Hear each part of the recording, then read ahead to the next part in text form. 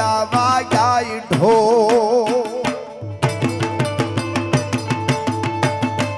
અરે વાર ચડી મારા ગામ માથે કવિ મૂંબિયા વાયા ઢોલ કવિ જેથી મૂંબિયા વાયા ઢો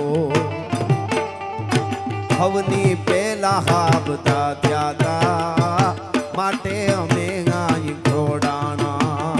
હવની પેલા હાબતા ત્યાતા તેથી અમે ગાય ઘોડાણા તેથી